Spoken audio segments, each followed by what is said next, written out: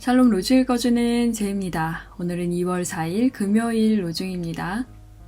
백발이 성성한 어른 앞에서 일어서고 나이든 어른은 공경하여라. 레위기 19장 32절. 존경하기를 서로 먼저 하십시오. 로마서 12장 10절.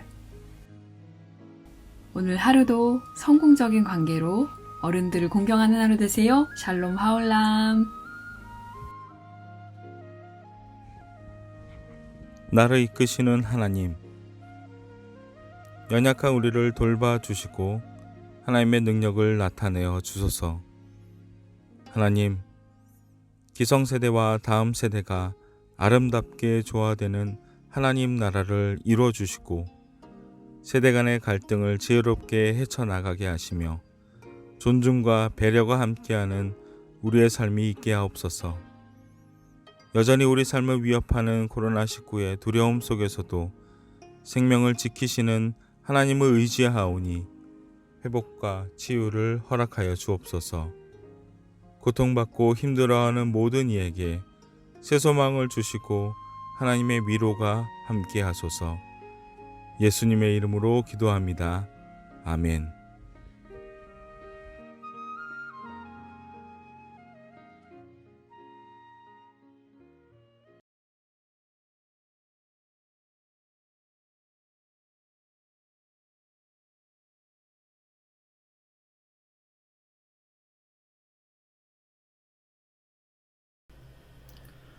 로마서 9장. 그리스도님 안에서 나는 참말을 하지 거짓말하지 않습니다. 내 양심도 성령님 안에서 나와 더불어 증언합니다. 내 슬픔이 크고 내 마음속에 진통이 끊이지 않습니다.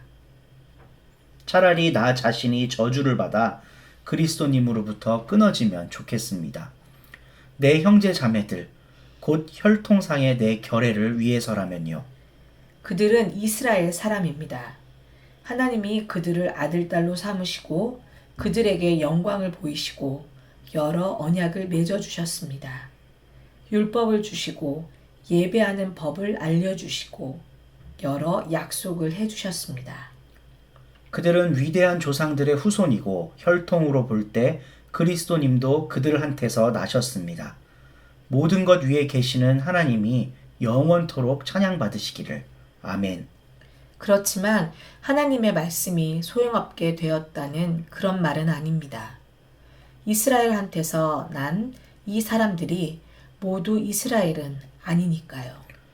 또한 아브라함의 후손이 모두 아브라함의 자녀인 것도 아니기 때문입니다. 오히려 하나님은 이삭의 후손이어야 너의 후손이라 불릴 것이다 하고 말씀하셨습니다. 다시 말해서 육신에 의한 자녀들, 이들이 하나님의 자녀들이 아니라 약속에 의한 자녀들이 후손으로 여겨집니다. 약속의 말씀은 이렇게 되어 있으니까요. 내년 이맘때 내가 다시 오겠다. 그때 사라에게 아들이 있을 것이다.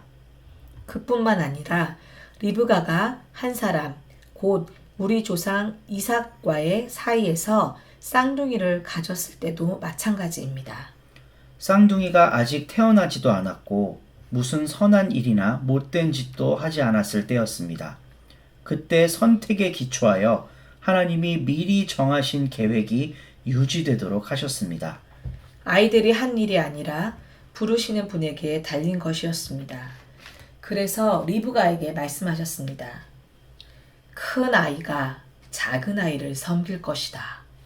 성경에 이렇게 적혀 있는 대로입니다. 야곱은 내가 사랑했지만 에서는 내가 미워했다.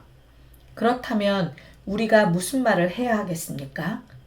하나님이 불공정하시다는 말입니까? 절대로 그럴 수 없습니다. 하나님이 모세에게 이렇게 말씀하시니까요. 나는 내가 불쌍히 여기고 싶은 사람을 불쌍히 여기고 내가 가엾게 여기고 싶은 사람을 가엾게 여길 것이다. 그러므로 선택받는 것은 사람의 바람이나 노력이 아니라 은혜를 베푸시는 하나님께 달려 있습니다. 성경이 파라오에게 이렇게 말하잖아요. 내가 너를 일으켜 세운 것은 바로 이 일을 위해서이다. 곧 너를 통해 내 능력을 드러내 보여주어 내 이름이 온 땅에 널리 알려지게 하려는 것이다.